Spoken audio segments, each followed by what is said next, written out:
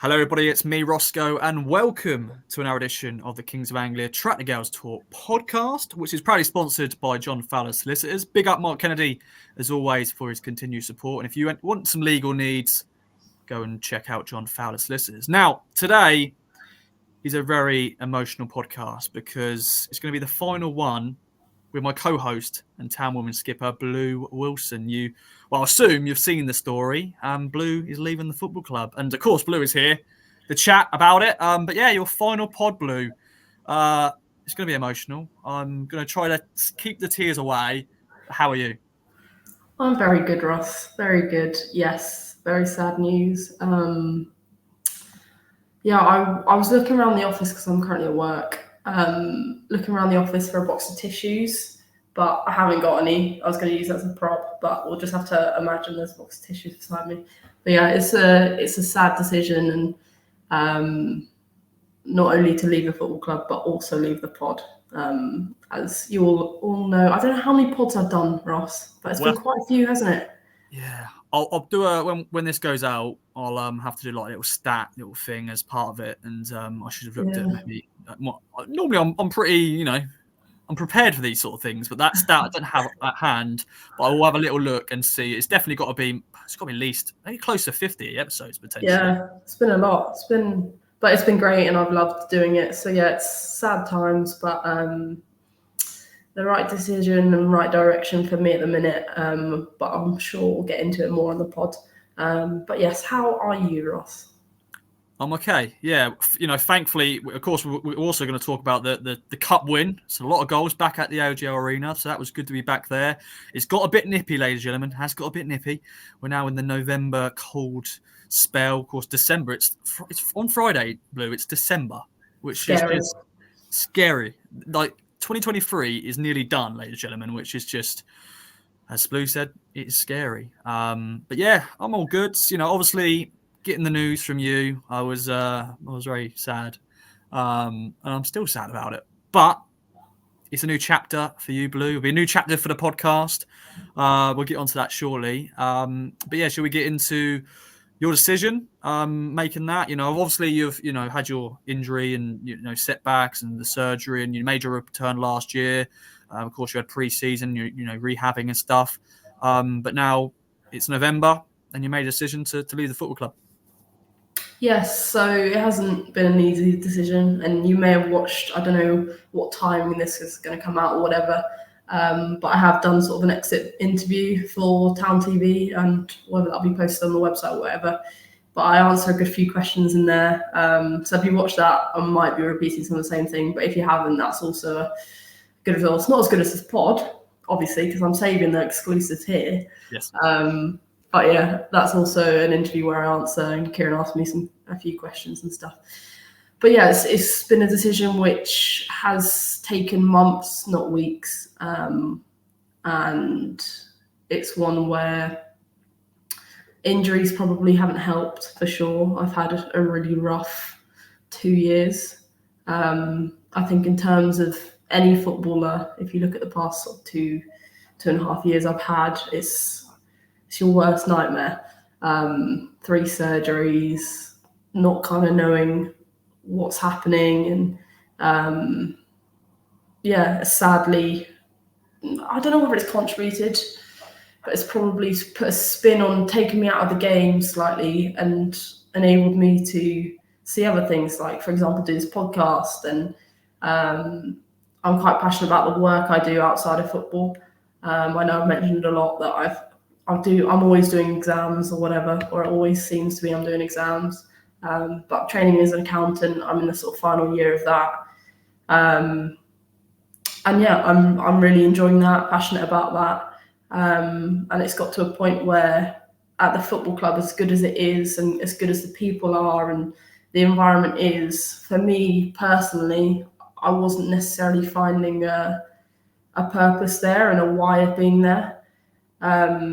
I think that sort of progresses across life. If you struggle and don't have a why and purpose of doing something, it then becomes firstly unenjoyable, and then secondly you don't really want to do it, and you start to question things and whatever. So it's not a personal issue, but it's a personal progression where me and the club, if we're running in two lines like that, I'm sort of drifting away a little bit. And I've definitely felt that over the past few months. And it's sort of taken me to try and be honest with myself about that decision, because no one wants to give up football, take a step away from Ipswich. But coming to that decision and saying, well, this is the right option to take a step away, that's been quite hard.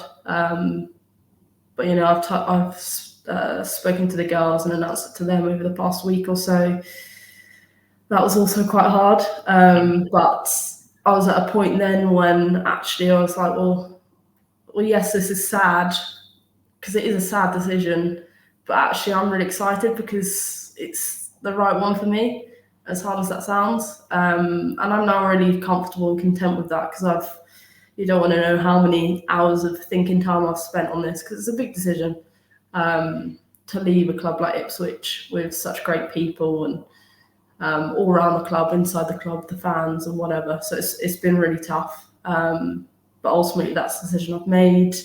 It enables me to have a break from football and that environment.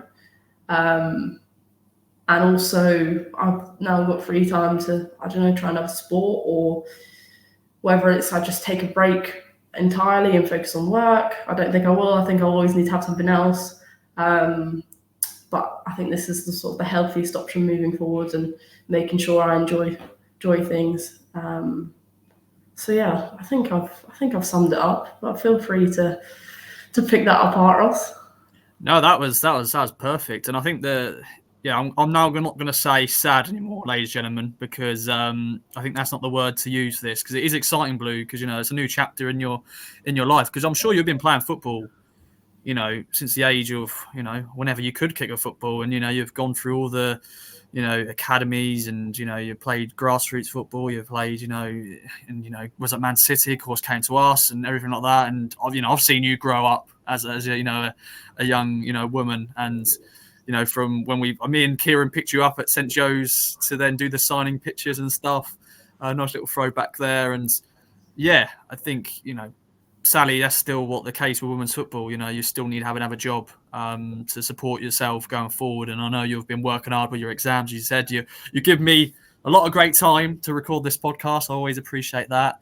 But no, I think everyone will completely understand, Blue. Just your decision on that. Deciding to step away, where you feel, you've unfortunately not been able to contribute to. And I hate to use that word contribute, because it's not your fault you're not being able to contribute to play, because you've been injured, unfortunately. I'm sure when you go to training, it's great to be part of that camaraderie. Like anybody, you love that team sport, to be part of that, being in even when I've had the opportunity to be in the canteen with the girls, if I've been there for training, and just that environment is fantastic. Is that something you're going to miss, do you reckon? Yeah, for sure. It's going to be the people that I miss most, whether that's coaches, players, just the whole group of them, because they're a really good group this year in particular. I think this is probably can I say it's my favourite group so far? Yeah, I can, can't I? It's definitely my favourite group so far. There's a good bit of banter and chat flying around. So I will for sure miss that element. And you can use the word sad, because I think I do feel sad about it. Mm-hmm. But yeah, like I said, there's opportunities elsewhere, and it's just that time where you have that dream I probably started playing maybe younger than that, 7 or 8. And at that point I had no idea women's football was a thing. Like, you just sort of played, you didn't really think about the bigger picture. But then as you sort of grow up and it gets to 15, 16, and you're like, oh, this could actually be a career. But to sort of divulge from that path is difficult. It's difficult, but it's also okay. And I think there's other people who've done similar, and perhaps some people who are wanting to do similar. I think it's completely okay, and as long as it's the right decision in your head, and you've had that thought process of going through and weighing things up, then yeah. The negative is the podcast, Ross. Yeah, I just feel sorry for the listeners. To be fair, it's not about me; it's about the listeners. And shout out, of course, to your granddad Jeff, who I heard is a big fan of the pod. Your mum and your dad also listens when they can. Ian and Claire. So shout out to them, and just shout out to all the listeners. I'm sure I've had a few great comments from people saying just how you and Blue are on the pod. It's just a great dynamic, and then getting the players on, hearing insight. So yeah, it is the end of an era on the pod. But yeah, it's been great though, Blue, just doing this, because I think at first, I lost a co-host in Katie, and I was like, okay, I need a co-host, and then obviously, you getting your injury, I just went, you know what, let's see if Blue fancies it. And at the time, I just didn't think you probably would be interested because, you just don't know, do you? I know a lot of the girls, part of the media and doing interviews, they're still a little bit like, do I have to? But now, of course, they're growing, and a lot of players are fantastic at it now. But obviously, back then, you're still, a young woman as well. Back then, it's like, do I really want to talk about it? But you've done it now for the last year and a half, and it's just been, what a journey. Yeah, I still remember the first podcast, and I was really nervous for it. And now I'm like, we just sort of show up and have a natter. Yeah. So I don't know if the quality's got worse and people are just now used to our ramble, but. Yeah. Yeah, it's strange because I used to get really nervous for them and have to really think about what I was saying. And now I'm like, you just kind of forget about it and you just have a chat. And I think that's so good about it. But yeah, I will miss it. And it's definitely not been a natural strength, but something that has been a great skill and I've enjoyed, especially learning from you, Ross. Yeah. You are very good at it. You have to realise you are very good at it. Yeah, I've just really enjoyed it, and I did not realise that it would be this long. I thought it'd be like a shorter stint. It'd be like, oh yeah, that'd be all right. But we've done it's been some commitment, which is good. Yeah, which is fantastic. Yeah, I probably did. Yeah, at the time I probably thought, Blue would just do it for a few months, and then I'll have to then find someone else. But no, it's been great, and we've had our battles. We used to do the quizzes back in the day. Of course, it was Team Blue for pineapple and Team Ross for no pineapple. I had a lot of great guests on as well. Of course, if you didn't know this, Blue is the guest sort of producer. She brings all the players in and stuff like that. And thankfully, most of them do want to come on, and they have a nice little natter with us. So yeah, it's just been great. We'll have to try to think of some best moments and stuff. There's, of course, me not pronouncing things and love for lightning. Now I can say it in one go. There we go. Oh, wow, Ross. That was quick as well. That was good. I think I just did it quick. I think if I overthink it, then I butcher it. But yeah, it's it's been one hell of a ride. We did a quiz in Cheltenham, didn't we? Where Kieran hosted it in the hotel there last year. Yeah. Because it was starting snowing and it was a cold afternoon that game as well. But yeah, remember that quiz. But yeah, just shout out to all the guests as well. Hopefully, this pod not ending. Or as I said, hopefully I'll have another co-host and we'll bring on guests throughout the rest of the season and everything like that. But just be no Blue Wilson anymore. But you have mentioned if you are at a game, you'll jump on as maybe a special guest when you can. So this won't be your last appearance, hopefully not. But yeah, it's just been a journey, Blue, and on to the next chapter in your life. You're excited for it though, as you said, and another sport. What other sport? Well, I'm not sure. There's no direct. You're not officially retiring, are you? You're not officially retiring. No, I'm not. Taking a break and then focusing having a break, seeing what that feels like, and then going from there. I think it's more mentally than physically because actually my knees feel really great. So it's almost like I'm at a point in time where like my knees are really good, but my head's just not in it and heart's just not in it. So yeah, it's time to take a break, and it's probably fallen at quite a nice time because it's Christmas. So I'll spend a bit more time at family home, I think, in Norfolk. I still plan to be, I've said to the girls, I still plan to be in Ipswich, still got a flat there, so I'll be round and about, and if there's a home game I fancy, I might come along to. So I definitely won't be a stranger. But yes, not retiring at all, just taking a break. And also not looking for a club, as I know fans will be asking. Team managers could be listening to this. They'll, let's see what Blue, and they go, okay, let's see if she fancies joining us. Yeah, no, I'm not interested at the current time, but I'm trying to sort of keep myself open and not decide too quickly about things and just see what I take my fancy. And that's sort of a luxury which, as good as football is and being a footballer is, getting paid to play or whatever, you don't have that luxury of, I don't know, just on a Thursday evening deciding to go and do something, or at the weekend just deciding to, I don't know, go for a bike ride or something. It's slightly different. It's slightly more restrictive, and I'm quite looking forward to having a bit less restrictions in life. But we'll see. I might hate it, Ross. Might call me back up and go, Ross, I need to do the pod. I listened to the co-host and I was jealous. I was not happy. Yeah. No, it's gonna be good. And of course, we're gonna have a new club captain at football. Yes. Of course, Bonnie's been, of course, sort of looking after the captaincy, and of course, we've had Kyra and other players sort of wearing it. I think EK's worn it as well. Of course, Boz wore it on the game on Sunday. Of course, the club will announce the next club captain in due course. So I won't. Don't worry, Kieran. I'm not going to say it. I'm not going to announce it. But yeah, we'll find out in due course. But we'll get onto that in a bit, Blue. You're looking at Blue's time as a whole, because we've got some great pictures, some throwback pictures, some great memories, and we're going to go through that. But let's sort of park this here. But anything else you want to mention, Blue, about your, just leaving the club and stuff like that? Anything else we've missed? No, not for now. I'm sure bits will pop up when we see photos and remind me of memories and stuff. But yeah, I've just really enjoyed my 4 and a bit years here, and don't regret any of it. I said this to the girls. I don't regret any of it, even though part of it has been not ideal. I still don't regret it at all. So yeah. Anyway, moving on to the game. Yes, well, let's move on to the game. Of course, you were there, which was great to see. Back at the AJ Arena. We haven't been there since September. And so it felt weird, like leaving the game, actually, because it was dark. And of course, last time we were there, it was a nice sunny day, and it was still light at 4:30 or whatever time we left. But yeah, we're back at the AJ Arena against Sutton Coldfield Town in the FA Cup. 4th tier side, of course, we beat Northampton. There we go. I can speak now, Blue. Beat Northampton 6-0 in the previous round. Then we played another 4th tier side in Sutton Coldfield Town. The first time we played against them. 8 goals were scored by us. 8-0. Overall thoughts on the win, Blue? Because it was, a new team back at AJ Arena. And yeah, 8 goals scored.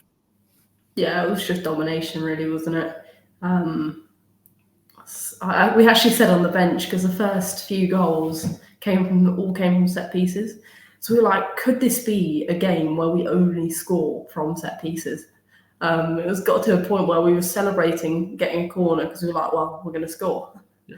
And you know what we're like, we're not always clinical from corners. But yes, it was good to be back. It was bloody freezing. I had 2 layers on my bottom half. I think like 4 layers on my top half, gloves. So I was all wrapped up apart from my feet. Yeah. 1 pair of thin socks. What was I thinking?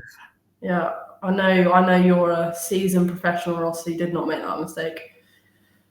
Yeah, I've spent many Sunday afternoons at the AJ Arena where I've never I've just put 1 pair of socks on, and that is what you're thinking about the whole game. My feet are so cold. My feet are cold. But now I'm like, yeah, loads of socks on. Loads of layers. And luckily it wasn't like too windy. When it gets windy, that's when you're like really worrying here. Of course, luckily it's an afternoon kickoff. Like in the evening, it's Baltic down at Felixstowe. But yeah, rookie move. Only one pair of socks. You got to wear a couple. Of course, the players they've got they're just in their kit when they're playing. They are running about and stuff. But when you're actually standing still, you must be like, come on, please move. But talk about set pieces, Blue. I felt sorry for Boz in a way because she had to keep running over to each corner and go, God, never won the tape. God, go and score from it. And finally we did score from one of them. Tashs rising highest for a 17th goal of the season, Blue. 143 goals. No, let me get the stat up. As you talk. It might be. Is it 143? Maybe 144. Is it not? Let me have a little look. But yeah, of course, Tashs, scoring a 17th goal of the season, which is just incredible. Yeah. 143 goals in 192 games. So Oof. it's she's that battle there. Will she get 200 appearances or 150 goals first? We shall wait and see. But yeah, just clinical from Tashs with that header. Yeah, to be fair to Boz, the deliveries all game were outrageously good. Very, very good. Like you said, I did feel sorry for her having to run over the corner every single time. She must have been absolutely knackered. But yeah, like Tash does, you back her to score the first goal, don't you? So yeah, great for her. And 17 goals is ridiculous. Yeah. Given that we don't play as many games as it's not really comparable to the men's league, as we don't really play as many games. But yeah, she's got to be happy with that. And the goal run continues. Will she hit it in the same game? I really hope so. Oh, that would be good. I think she Imagine did the interview graphic. with. Yeah. The graphic. So I'm That'd be thinking great. about you and Kieran Ross. Yeah. Well, I think Kieran, asked her in the Town TV special video she did for the club, and I think she doesn't matter. I don't think. I think No. she's just happy she's scoring goals and whatever and winning games pretty much. But that's the normal footballers sort of answer to that. Yeah. But no, I like that. I like that from Tashs. And yeah, to score 17 goals this season, of course, beaten her tally from last year already by like loads of goals now. And it's only in November. It's fantastic. So keep up, Tashs. Keep it up. And then it was another Boz corner. This time it was more of a scramble. And the one and only Super Meg gets her second goal of the season with a nice little finish. Nice little celebration of that. Got to the badge again. Celebration. But yeah, good to see Meg score again. Good, passionate celebration from Meg. Very scrappy goal. Nothing like her overhead kicks attempts, but I'm sure she'll be watching Garnacho, looking for tips. But yeah, I'm really pleased Meg scored. Really pleased. And yeah, like I said, 2 from 2 corners. What are we? What have we turned into? A set piece team. Yeah, I like it. I think maybe we just thought, you know what, we could take this advantage here because I don't think they were a big side, really, were they? Sutton Coldfield. No, and they like defensively from corners, especially in the first half, they looked really poor. Just weren't picking up markers, and especially on the first, the Tash's goal. You'd think, you'd pick up Tashs. Tashs would be the one to pick up if you're going to pick up anyone, and she just didn't seem to have anyone on her. So yeah, I'm not sure whether they were trying to go zonal or man on man. Not sure, but yeah, we found space both times, and second scrappy in the first, but a goal's a goal. Yeah, they all count. And then it was 3-0. Luce O'Brien from the spot again. Although we've had plenty of shouts for penalties, and especially one, I think you probably had a better view than me because it was the other side as where the dugout was. But a different sport was played. Oh, this is hilarious. Maybe I shouldn't find it funny, but we found it so funny on the bench because Lucy O'Brien, I think she's got past 1 or 2 players to get into the box, and then she's sort of taken this touch with the outside of her boot, but you wouldn't expect the direction of it. Anyway, this poor defender has lost her footing and has tackled Lucy O'Brien with her ribs. So, and the fact it's Lucy O'Brien just makes it even better because she's quite a slight player and she's very good at running with the ball. And she just gets absolutely clattered by this girl who is almost literally flat on the floor coming at O'Brien. Can't do anything about it. She hasn't obviously meant it. But the clearest penalty you'll ever see. I mean, even the ref gave that one. We won't go too much into the ref. But yeah, she was very interesting. I think it was the softest yellow card I've ever seen given to Nia. Yeah. But I'll stay away from that. We'll stay on the positives, Ross. Yeah. Lucy, of course, picked the ball up and scores. But yeah, we had a few other penalty shouts because, of course, Lucy O'Brien's that sort of player where she can easily get tackled because she can beat one, as you said, beat 1, 2, 3 players. And then, of course, the next player will try to take her out. And obviously, sadly, sometimes she doesn't get the penalty somehow. It's like, how have you not got it? But maybe because she's already down, if you know what I mean. I don't think, she's not meant to go down. That was a good few. She's really took on 3 of, and your sort of balance, you sort of get, after one little tackle on you and you get past it, but yeah, there was a few, of course, penalty shouts where you felt, that's probably a penalty, really, but they haven't given it. And then, of course, that penalty was a penalty. But yeah, from the spot, call as you like. For sure. You never doubt Lucy O'Brien. Whether it's Bonnie or Lucy O'Brien, you back them to score. And O'Brien's got a very cool head. I think she's quite process driven from the spot. You can sort of see her pause. So the referee will blow the whistle and then she'll sort of pause, take her time. Whereas a lot of players, you'll hear the whistle and then they'll immediately go. She takes a pause to sort of set herself and then very calm and composed. And yeah, deserved the goal, I think. But like you said, there was plenty. I think Prescott definitely had a pen, which should have been given, but we're being too greedy, maybe. We did have 8 goals, so. Yeah, of course, yeah. This was 3-0 when Lucy scored, and you know, we probably just went, I think because the problem is, like, there's one game, I forgot which game it was this season, where we finally did get a penalty after many shouts, but it was like a softer penalty. It was the only one which wasn't a penalty. Yeah, it's like just about consistency with refereeing, sometimes officiating. Yeah, once again, we could be here all day talking about it, but we won't get into that, Blue, because there's more things to talk about. And I think we should talk about Lena Gunning-Williams' first senior hat-trick. The first half, it was a frustrating half for her, in my opinion. I think there's a few chances where she should have maybe scored. She also, knew that as well, her reaction. I think there's one stage, I think she actually sort of was frustrated with herself. And I think it was actually her dad in the crowd. I think she saw her dad in the crowd and she was like, I forgot what she said now, but she just looked at him and was saying something, missing those big chances. But then she made up for it in the second half with a second half hat-trick, a first senior hat-trick, and some decent goals as well. Yeah, I can't remember which one it was. Was it a third one where I think it was the best of the bunch. I'm struggling to remember all 8 goals, so I'm sorry. I apologise. Where she sort of takes it over the defender and then finishes it. That was a great goal. But yeah, fair play to her. Obviously difficult first half, but then bounced back. And once one went in, it was like no stopping her. So yeah, clinical in the second half, and hopefully she can continue decent form. She's been really good for us so far this season. Great addition on loan from Spurs. So yeah, nice girl as well. And obviously the fans are happy that she plays for Ipswich as well. So there's that element as well. But yeah, all in all, not bad. First senior hat-trick. Not too bad at all. Yeah, I've got her stats up. 10 games she's played, 8 goals, 4 assists. I hope we've got that right. Kieran, let me know. Text me. Very good. But that's not a bad little start for her, which is great. But then a brace from the star girl, so Prescott. 2 goals for her. She keeps her performances up. Her stats are incredible for this year.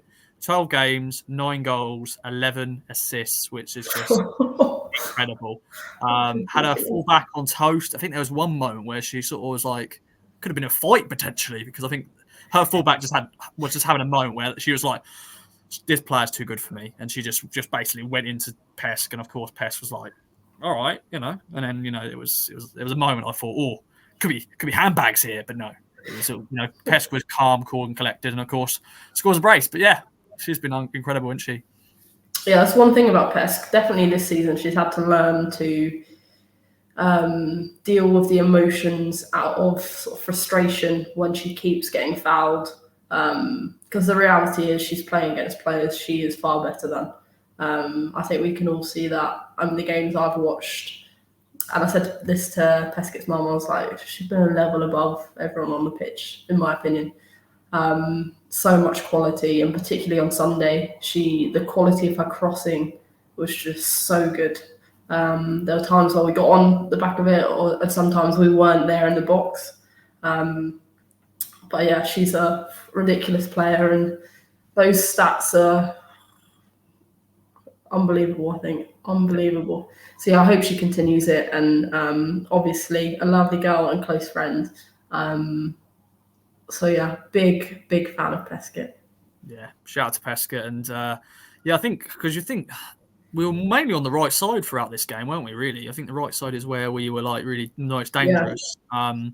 And, Maisie, of course, making her another start, which is great to see. Maisie Barker. I thought she had a good game as well. Any other players sort of stood out? I think everyone just had a solid game, didn't they? Like Laura in goal didn't really have much to do, did she? So, clean sheet, she'll be happy with that. Nia, of course, comes in. Of course, as you mentioned, gets that yellow card, which was probably not a yellow card. Of course, unfortunately, she's got that fine to pay now because, of course, the yellow card you have to 11 quid. Yeah, God's sake. But yeah, I think everyone else, good. It was good to see Holly Turner play again, get some more minutes under her belt. She came off the bench in the Northampton game, but good to see her come off here and get a few more minutes. But just overall, everyone, were part of the win, really. Yeah, no, it was a decent performance all around. I thought there were obviously a few standouts, but as a whole, we all performed really well. Obviously, Cara keeping it ticking in the middle with Nia, Meg, Boz. I don't want to forget anyone. I agree that Maisie had a really good game too, especially since Sutton Coldfield Town. I'm forgetting the name now. Quite a long name. They had sort of shifted towards Peskett's and Maisie's side. So on the other side of the pitch where someone was, there was so much space, but it was just getting it over to them. But the issue we had was that actually we could still play, even with their sort of back four shifted across to their left. We could still play with Maisie and Peskett because of the quality there, with either Cara or Nia linking up in the middle, or whether it was a bounce back to Boz to then go forward. And then occasionally a switch out to someone where she'd have acres of space. I think she did quite a lot of running too. And there was a few opportunities where on the bench we were like, she'd sort of cut in. We were like, someone shoot. I was sat next to Evie Williams and he was like, she has been shooting more in training. I'm like, well, tell her to shoot. But I think there might be a few goals to come this season from someone cutting inside and then curling one. Because it seems like she's very good at that. It's just that final finish or the ability to let go instead of playing the ball. Yeah, because I think she scored a brace, I think, in the Billericay Cup game, didn't she? Yeah. Unfortunately, she hasn't scored since then. And I did think at that point, okay, we got a fullback here, going to go and score us loads of goals. But yeah, she hasn't scored since August. But she also gets assists and she runs for days, doesn't she? Summer, which is just that's her game. Just runs an engine that she's on her. But yeah, Boz, with the corner set pieces, and she's someone who goes under the radar, doesn't she? Really, I think Boz. Maybe the position she plays, but she just is just calm and collected. That's what I like as Boz as a player, because she's of course now had to move across in the defence and stuff like that. Had the captaincy of obviously on Sunday. But yeah, overall, it was a good performance, Blue, and we've progressed to the third round of the FA Cup. And I'm sure, like you and many others, were tuning in for the draw. And we have a familiar team in Lewis in the third round. We're home, ladies and gentlemen. We're at home. Thank you. There was one moment in the draw when Plymouth came out, and I was like, don't you dare. Don't you dare, the person who was doing the draw. Don't you dare take out our number. Thankfully, I think it was Oxford, so Oxford got Plymouth. So, but yeah, we've got Lewis of the Championship. Of course, we played them last year, Blue. They beat us narrowly 1-0. That Emily Croft, who scored the goal, of course, that player I picked out of she's one to look out for maybe. And of course, she goes and scores. But also, they got some familiar faces, haven't they, Blue? In the form of Zara Brazera Carrera and Anna Gray. Thoughts on this one? I think it's a great tie. I think it's an absolutely great tie. Part of you's like, okay, do we want an easier tie? Say if we had got Plymouth away. Yes, it's an away trip, but we know we like to score goals against Plymouth. So it's a sort of, you don't want to say easier but it kind of is an easier tie. But Lewis, obviously in the Championship, struggling in the Championship though. But not to be underestimated. But I think it'll be a great tie. I think we'll battle really well against them like we did last season. And it's, again, a good sort of measuring post of where we are compared to them last season, who's progressed more, and whatever. So I'm really excited to see it, actually. And I think I will have to be going to the AGL to see that one. Obviously with the added bonus of coming up against Brazero and Anna, I think the girls are really excited about this one. I think it will be a really good tie, and I hope lots and lots of people come. Wrap up, because it'll be bloody cold, but I promise you it'll be worth a watch, this one. Yeah, the 10th of December, that is. So get down to AJ Arena. Ticket information, I'm sure, will be put out in due course. Obviously, we've got a game before that, which is away at Billericay, which we'll get onto shortly. But yeah, not a bad tie, and it's at home, as we've said, so that's good. But yeah, bring it on. Just going to look at the draw as a whole, Blue. Obviously, the northern section got drawn first, so we had to wait. But yeah, some interesting sides. Newcastle got Stoke, which is going to be interesting. West Brom, I've got Durham. West Brom beat Needham Market, and I want to give a shout out to Needham Market, of course, a local Suffolk side here. They had to go to extra time to be beaten by West Brom. West Brom scoring 3 late goals. I think 105th minute they scored their first goal, and then West Brom then made it 2-3-0. But fair play to Needham Market. Of course, Mark Kennedy is actually one of their coaches there. Of course, got a few former players. Paige Wakefield. Nicole Paniford plays there. There's a few others as well. I think Ellie Rossiter, good old Ellie Rossiter as well is there. So yeah, shout out to them for doing flying the flag for Suffolk in that game. There's also Hull City have got Wolves. I think that's the same division. Are they same division but in different? Yeah, I believe so. I believe so. Yeah. MK have got Birmingham, which is that'll be interesting. Nice little test for MK against Birmingham, and the rest. Yeah, I think Norwich were, useless as always. Getting knocked out. Can't believe that. They got beaten by Boldmere St Michael's, who got Nottingham Forest, which is a big test for them as well. But yeah, no derby this year in the FA Cup because Norwich got beaten. God's sake. Had one job. You had one job. But anyway, it doesn't matter. The South draw, what we're looking at, I think the big one, Blue, is a bit of a derby, isn't it? What a game. Portsmouth, Southampton. Obviously, Portsmouth, a great team in our league, and Southampton also doing very well. Recently gave Arsenal a really good challenge in the Conti Cup. But yeah, that will be a feisty game. So yeah, I think that's probably the pick of the lot. London City against Billericay. The rest, yeah, I don't know. I think Chatham Town have got Crystal Palace. Yeah, that'll be interesting. That'll be a tough game for them. There will be. Then you've got Reading, Cheltenham Town, another tough game for Cheltenham potentially. Yeah, it's nice to see actually the championship teams being split up, because sometimes you get championship v championship, and although that's good for sort of lower down teams, and we've benefited from in previous years, it is nice to have a test from a different league. Although you may get beaten, it is nice to have that test. So it's kind of a good draw in that respect. Yeah, and obviously sometimes when you see two championship teams face each other, it's like, oh, okay, then that's maybe an easier route for you to get, progress, because that's two championship teams getting knocked out. I'm trying to think if that was the case when we got to the quarterfinals that one year, where just loads of championship teams were getting knocked out, and we just, got the ties we got. When Luton Town came out, I thought we're going to get Luton again. I thought that as well. Yeah, because I think there's not much balls left in there, and I think they got Bristol Rovers or Keynsham Town, but I just thought, going to get Luton again, aren't we? We're just gonna get them again. It's like I've been a bit boring. Of course, a winnable tie, but it's like I want someone different. And then, of course, when Lewis come out, you go, okay, we've played them before, but because of the added factor of former players playing for them and them being struggling in the championship, and as you said, to see indicator on how we've progressed and how they've maybe gone down a little bit since then, it should be a very good tie, ladies and gentlemen. So. Get down there at the AJ Arena. Obviously, we've got the Billericay game first, but yeah, it's going to be interesting. The FA Cup, we love it, don't we, Blue? We love the FA Cup, and we'll continue that in town. And of course, with the money as well, the prize money, it's getting. I think the winners get 35 grand. I think. I think it is. Yeah. Very nice indeed. So bring it on, Lewis. Bring it on.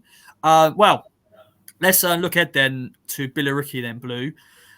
Back in league action, because we've had 2 cup games, obviously, with the Northampton game and the Sutton Coldfield game in the FA Cup. But back to league action. We, of course, played them in the Cup earlier in the season, as I said, beating 4-2, where Summer Hughes scored the 2 goals. 8th in the table, Billericay. So, a mixed bag so far. Of course, they've got Maddie Biggs playing for them as well. I think Liv Smith's there as well. So, 4 players against us once again. But, yeah, thoughts on this one?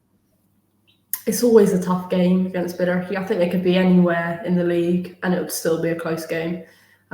physical side, and I think Maddie Biggs is in form, so we need to watch out for her too. But obviously, Boz will know a lot about her, and having trained against her for years and years, we have that sort of advantage. But yeah, it will be a good game. Always is against Billericay. Always is a bit gritty. But hopefully we allow ourselves to play our football, and I believe that if we can do that, we should be able to win.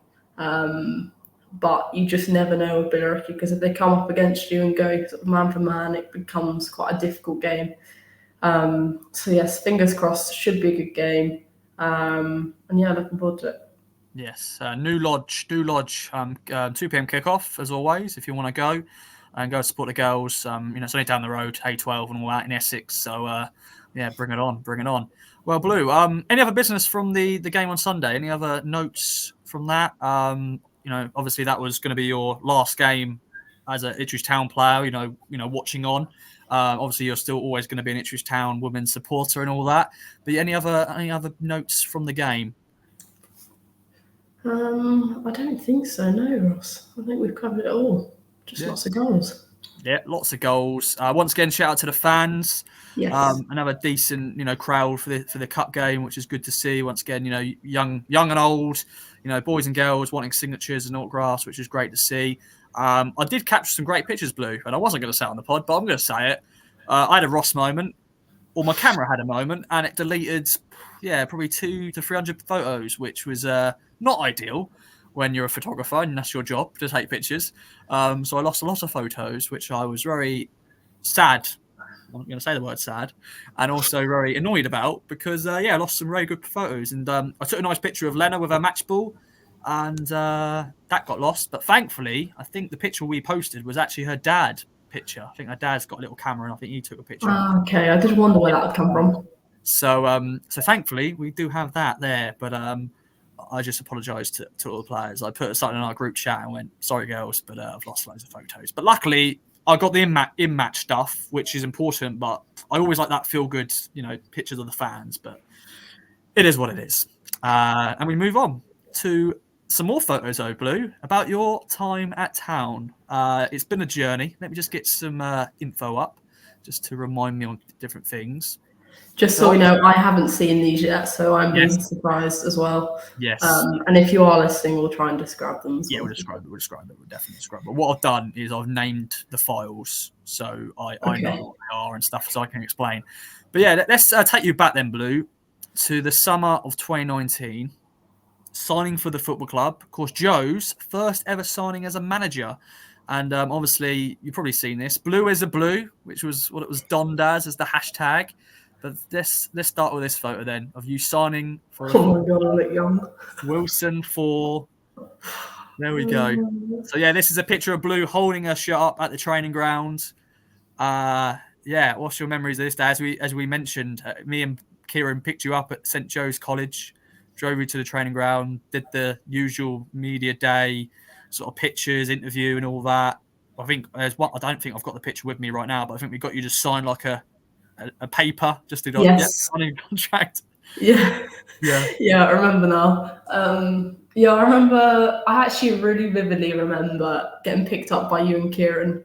So I was at St Joe's at the time, so I'd been there. I think maybe only 1 or 2 weeks, not a long time at all. In preparation for like the move to Ipswich, and anyway, I think it must have been Kieran who texted me like, "Oh, we're gonna do your signing photo." So I'm like, "Okay, I don't drive yet." He's like, "That's all right, we'll come pick you up." So anyway, I'm like, "Yeah, that sounds good." But St Joe's has quite a lot of entrances, so I was trying to find him. I'd obviously never met you two before, so I was like, "This will be interesting." But yeah, you two were lovely people, thankfully. And then I went to the training ground. Chloe Dunn was also signing that day, so it wasn't just me. I remember my first interview and I was very nervous. And I think I said the word exciting about, I think my family counted it was something like 12 times within 3 minutes or something. But at least it's a good word to repeat in a sort of first interview for the club. But yeah, no, I do look really young in that photo though. Yeah, I remember. I think me and Kieran, on the way to picking you up, I think we played, that song, that blue song, like blue da dee dee Did da. you actually? I think we did. I swear we did. Because I think we were gonna use that in some sort of way. I forgot. It's a French band in it. I think a French band or something like that. Crazy Frog song. Is it? Yeah, I think yeah. But I just Oh, remember. I I think that know was it's just a Crazy Frog song. yeah. I just No, remember it's that not was a Crazy Frog song. What am I that on isn't. about? No, But that is similar. it's similar to that anyway. It's similar to that, but yeah, it's like it's called Blue, and it's like Yeah, blue. yeah, yeah, yeah. It's Yeah, not a something Crazy like Frog song. I don't know why I associate it with that. that. I But should know my obviously, own song, really, shouldn't I?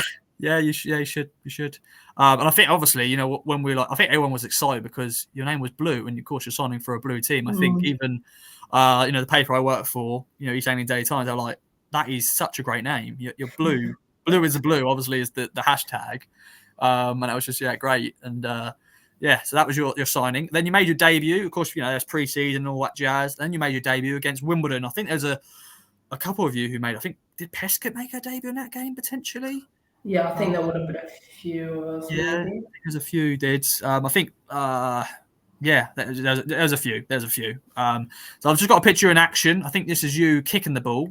There you go. Facials Nice, on Ross. for you. The Wimbledon player. I've probably done the Wimbledon player dirty here. So this is you taking a shot. Your facials aren't that bad. You are taking a shot, so that is just your shooting face. And yeah, have you still got these boots? Do you have these boots still? Oh no, I think they're ruined. They might still be somewhere, but they're not wearable anymore. But I'm glad that the Wimbledon player looks worse off than me there. You Yeah. promised me no mugs, and we're a second photo in, and there is a mug already. Yeah, I'm sorry, but yeah, for the listeners, yeah, go and find the YouTube video, and you can see these pictures. But yeah, can you remember that making your debut? Yes. It was a young team as well. Because it was a 1-1 draw. It was a late goal for us. I think Abby Lafayette scored a late equaliser to get the point. Yeah, I remember that game because we kind of had no idea what we were about to do, or the team we were going to come up against. Because obviously it was a lot of our first time in women's senior football. A lot of us were still playing under 21s academy football at that time. So yeah, we kind of had a bit of not arrogance about us, but we were good at academy team. We were a really good academy team. So we were like, okay, well, it's tier 4 of women's football. We're a good academy team. Yes, these players are older, wiser, and have played the game more, but we should be younger and a bit sharper. But Wimbledon were a good team, and we kind of went into it a bit blind. But yeah, enjoyable day. And yeah, so it was a weird one because Wimbledon were probably the toughest team we were going to come up against. And that was our first game. So after that, you sort of get a gauge, okay, this league is going to be quite tough, perhaps tougher than we thought it was going to be. And you also learn quite a lot because these players, although they may not be as quick as you, they're smarter than you. So yeah, as an intro into women's football, it's a good day. I think it was 1-1 in the end, wasn't it?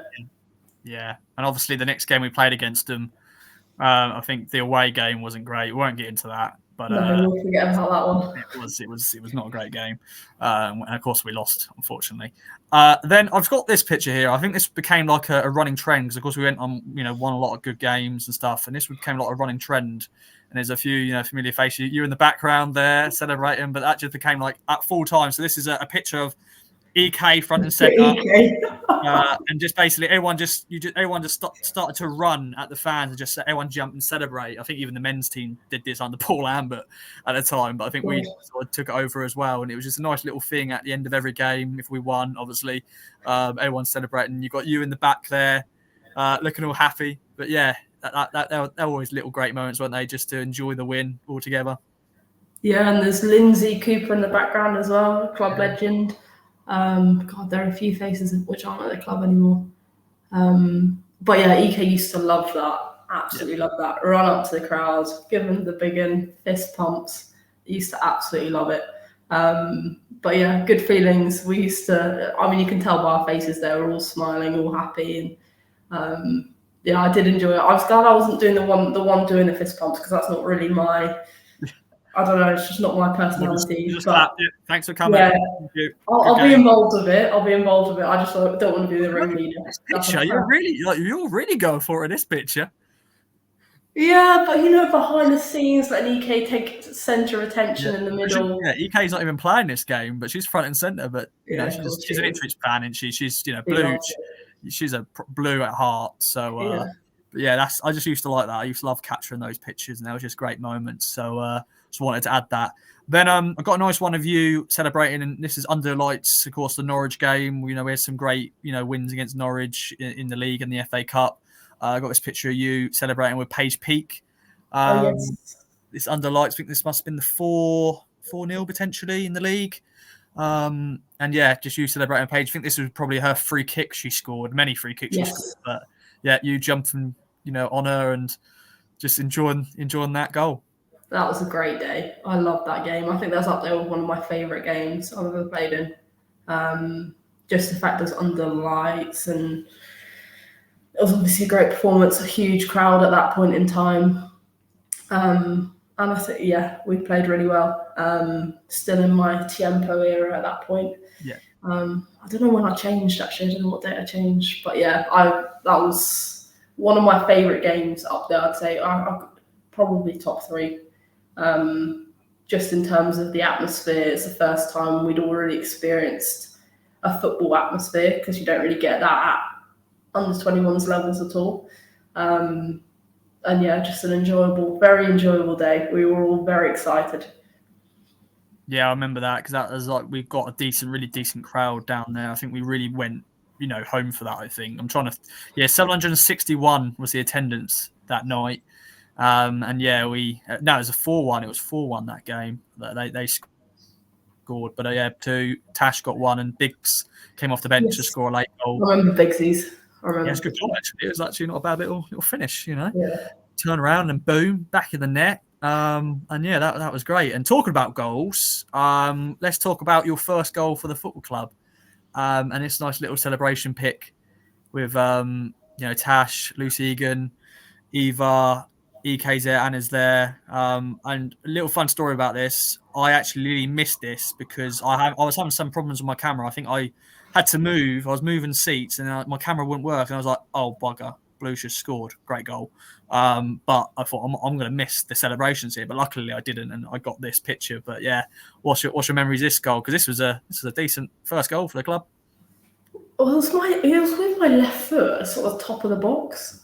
I still believe the keeper should have done better, but that's maybe me being hard on myself and you being too kind, Ross. I don't know. But I don't remember. I think I only score goals when I don't think about it. If I start thinking about things, the shot is not on target, and I do not score goals. And obviously, I haven't scored many goals in my Ipswich Town career at all. But strange that was my left foot, because I'm not great on my left foot. I wouldn't say it's my strength. I think I was shocked more than anything. What's just happened? I wasn't expecting this today. I was just hoping to win the ball off a few people and give it to someone who can do something pretty. But there you go. I think it was really early in the game as well, wasn't it? I think it was really early in the game. Who was that against? Ken? Yes, I was going to ask my next question. Can you name the team? I almost forgot that. Yeah, Kent Football United. So that was I think that was a 4-0 win or something like that. Anyway. It was an early goal in that game. I'm actually going to quickly get that up. That game. Let's quickly look, because that was. Where is it? I should have got it up earlier. I can't find it. We won't bother then, ladies and gentlemen. We won't bother that, because we'll go on to the next game. Once again, this is probably not in order, but obviously we've got to talk about the Huddersfield game, because that was memories for everyone. Playing in a ground, an overnight stay. Maddie Biggs, that was her day, but it was also a great team performance. I just love this photo of the bundle, and you're there front and centre.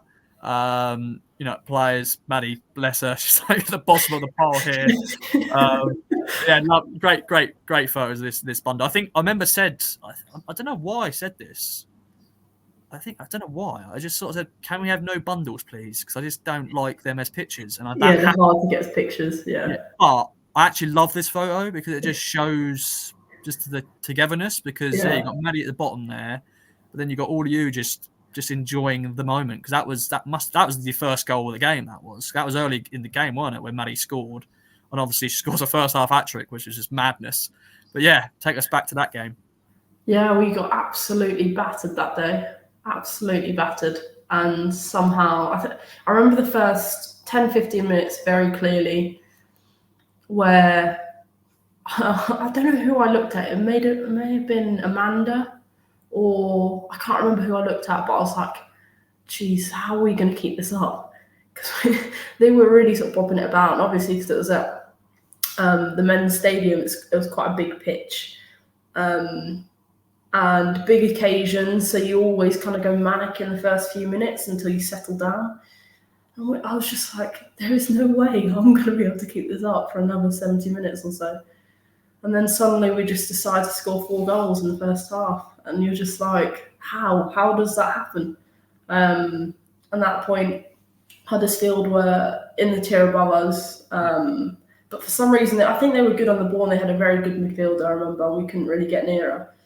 But defensively, just all over the place. I couldn't work out how they were letting in 4 goals in the first half. But yeah, I remember running in at half time, sitting down and just looking around the changing room. We just started laughing because we were just like, well, what has just happened? Yeah. That's the most shocked I've been in football for sure. And again, top 3 moment for me, just for the sheer shock of it. And then we knew we hadn't won it at that point, but we almost had, because 4 goals, we'd have to do something severely wrong to concede 5 in the second half.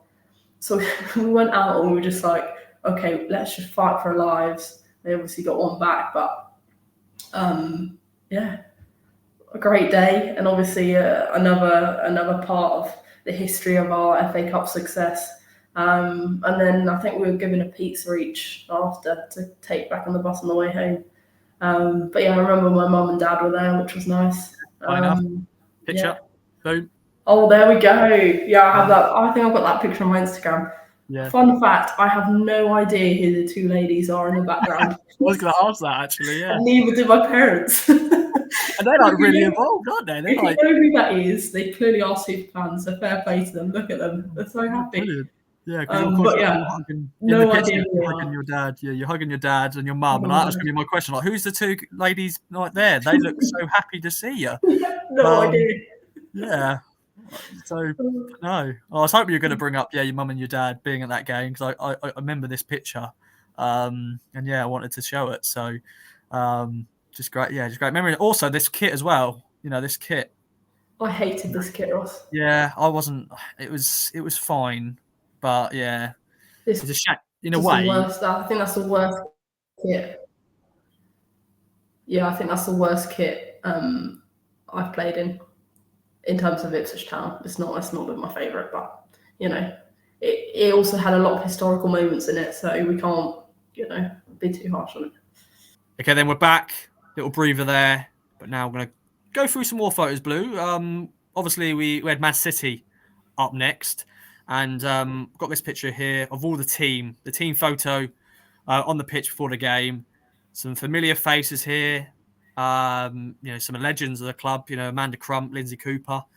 Of course, you've got Nikita Ruddicles, the goalie. A lot of these players not here anymore. How many is left? So it's, Pescott, EK, Tashs. A lot of left. I think that's it. I think that is it. Yeah, wow. That's crazy, isn't it? Yeah. Obviously, when was this? 2019? No, 2020. Yeah, 2020. 2020 maybe. Yeah, because once again, this is when COVID was like sort of, was just lingering, weren't it? Yeah. We didn't really think about it, and then of course that wasn't talked about at the time, but no, what would have happened then? No, was this 2019? No, maybe it was. I have no idea, Ross. I have no idea. I still can't believe that happened. Can you believe we drew Man City away in the FA Cup? Yeah, you know what? It was the year, because obviously we had Norwich after that, which we lost 10-0 against Man City. Then we had Norwich, and I think we had played a few more league games, and of course we had the cup game against Nina Market in the County Cup. So that was 2020. Okay. So it was when COVID was about to hit us. But yeah, 3 years later, and got this picture here, the huddle at Man City. There we go. Obviously, we're talking about. I'm not sure what we're talking about. Maybe like, let's try and not concede 10 goals, maybe instead. I don't know. Sadly, that was yeah. But yeah, what because you coming up against your former team in Man City, like that is probably, I don't know if that was your dream draw. Once again, we'll probably chat about this on the pod before, but like that was that not a draw that you would like? You know what? I wouldn't mind that. I think it was a dream draw. I think the dream draw would have been to have it at home. But yeah, to say you played Man City as a tier 4 club, where they literally fielded a team of internationals, you're just like, what? I look back at it now, and I remember being in shock for like a good 2 weeks. I think everyone was. And it's just like, what? How did that happen? Yeah. How did that happen? In the first half, like, to be fair to us, we were 3-0 down at half time. And yeah, fair play to us. Second half tailed off. It became very difficult, and it's difficult when you've got players like Georgia Stanley bagging hat tricks. Becomes quite difficult, but yeah, it was a good opportunity to see what the top level was and how far away we were, and it was an enjoyable day. It was, and definitely a day which you can sort of go like, oh, remember when we played Man City away with a team full of internationals? I remember that. And also Ellen White was playing for City at the time, and she came over and took a photo of my sister, so that was also a bonus. So yeah, all round it was a good day, and one definitely for the memory bank. Yeah, definitely. Yeah, because all of you girls, you're like 16, 17, 18. You're not such a young team taking on this Man City team. You know, Steph Orton played, England captain at the time and starting in the defence, which is just madness. So, but yeah, that was a great memory. And, that season as a whole, unfortunately, the season got voided because of, as mentioned, COVID. And then, another year got, thankfully we got promoted, didn't we? Eventually got promoted. And that summer, when we did get promoted back in 2021, if I'm right, is that 2022? I'm losing track. I'm honestly losing track of years. Anyway, you got named club captain, Blue, and this was the picture of you on your sort of debut as captain. I think this was your WhatsApp picture for many years, if I remember, or at least for a little while. Yeah, I quite like this photo. Yeah, I liked it. I'm smiling. I don't normally smile in photos. So. Yeah, it's nice little. Yeah, so this is Blue at Hounslow. This is the opening game of our third tier campaign, and just Blue with the captaincy, smiling. I think you were taking corners in this game. I think I was, yeah. I quite enjoyed this game because we had so much time in midfield. It was almost like we were playing attack v defence. Obviously, Hounslow were never really a good team at all. But you sort of had so much time in possession, and you got on the ball a lot and you could spray it around. So I did really enjoy that game. And obviously first game as captain. So it was a little bit more special for me personally. And obviously we've got to talk about your second goal for the club. Unfortunately, your final goal for the club against Crawley Wasps. Obviously, I'm fuming at you because you go and celebrate the other direction, and I completely missed your knee slide. Even though it was an unbelievable goal, I was fuming. I was like going, you had one job, Lou. No, you got 2 jobs. Score the goal, but then come and celebrate next to me. But you go and knee slide all over there. But this picture's still nice because it's you wheeling away. Tashs is trying to catch you. But I love the Crawley Wasp player because her head, hands on his head. Of course, it was raining as well. But yeah, that goal, of course, got named goal of the season. But yeah. What a goal that was. Unfortunately, in this game, you suffered your injury. But, yeah, take us back to that goal. It was definitely the best goal I ever scored in my life, I think. If you do want to see it again, or for the first time, it is my pinned tweet on Twitter. Yeah. So feel free to visit my account and watch it again. I sometimes do. I'm not afraid to admit. But, yeah, it's a very good goal. If you haven't seen it, I sort of get it. I don't know where I get it. In our half, edge of our D, I pick it up from Tashs. Tashs sort of sets it back. I take it back foot, take it around the player, and then sort of I've had enough. I'm just driving through. Sort of dribble through a few more players, and then gets to their box, and I almost hit it as I'm falling over. So it's sort of a side foot finish, and curls into the bottom corner. And then I'm in so much shock that I'm like, well, I'll have to knee slide. I'm now watching it back, by the way, because as Blue said, go on her Twitter, and it's a pinned tweet, and I've just watched it back, and I've just seen the celebration, and like very brave to do a knee slide on Felixstowe's pitch. Luckily, that was August or whatever it was. Yeah. When was it? August 23rd or 22nd maybe. But yeah, that was just unbelievable. Just watching that. It was a good goal. It was a good goal. I still get the mix taken out of me by my family for the length of the knee slide. It was very short. It was all right. I've seen worse in my time. Yeah, at least you didn't fall over. Some people they do it and then they go. Poof, they get the angle wrong. Yeah. But thankfully there is. I'm now watching it back. Boom, and then just brilliant. But I'm just still fuming because you didn't do it in front of me. I'm sorry, Ross. I'm sorry. It's fine. It's still a great goal. But yeah, of course, we've covered it on the podcast many times, Blue. Obviously, in this game, you get your injury. Just got this picture here.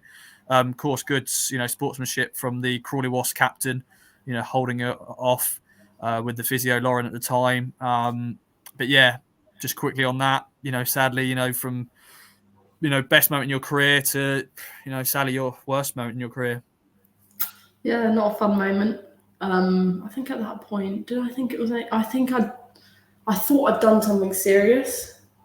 And then it was a few weeks after where they were like, oh, it's not your ACL. I was like, oh, brilliant. This will be fine. So, but we got taken to the hospital and had scans or whatever. And they sort of checked it and they were like, yeah, your cruciates look fine. I'm like, oh, brilliant. No, I've just been a bit of a wimp and jolted it a little bit. And then it wasn't until probably, I think it was about 6 weeks later, that I finally knew how bad it was. But yeah, sad moment. Almost like the best goal I've ever scored, and then the worst moment. But I guess that's how life works. So yes, it's one of those, sadly. But you have to show the highs and lows. Yeah, you have to. And obviously, you worked so hard with your rehab, progressing. Of course, you've gone to, all the games. Of course, then come on the podcast with me, which is very good. It's very helpful. And obviously, you did make your return last season, briefly, which was great to see. It's got a nice one of you in the huddle smiling.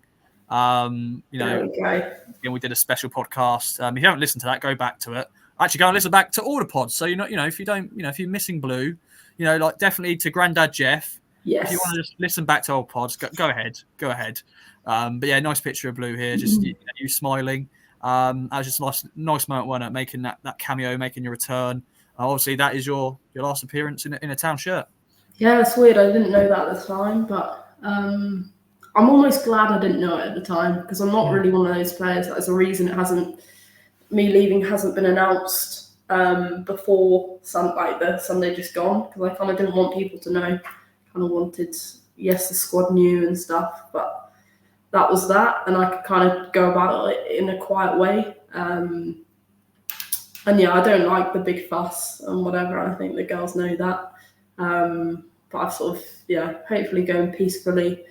I'm obviously not going to be a stranger. And the kit there, the girls, Peskett came in my interview and she gave me a shirt that everyone had signed, which was very nice.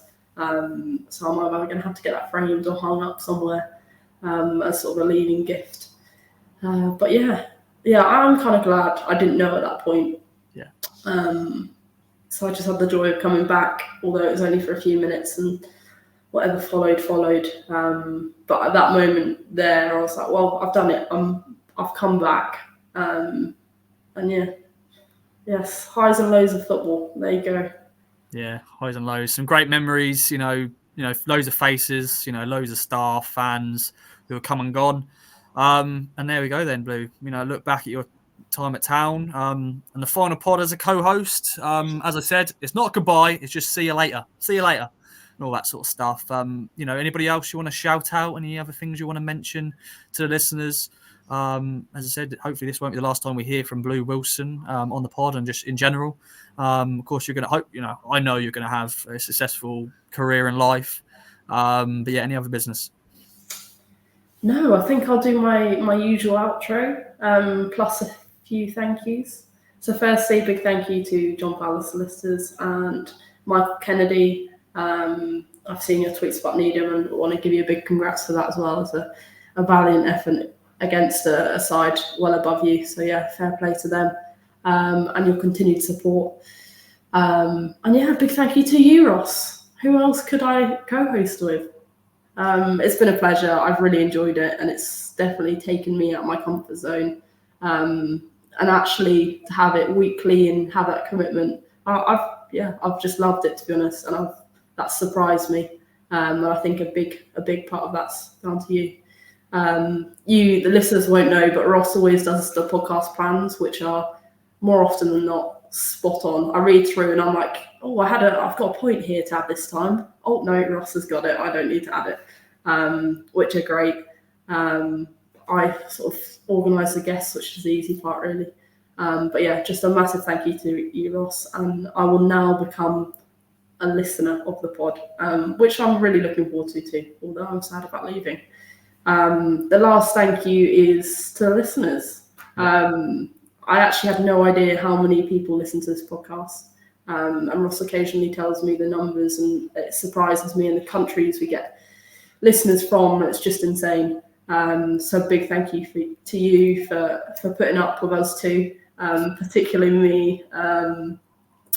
But yeah, I'm sad about it, but looking forward to being a listener again. And please continue listening to Ross.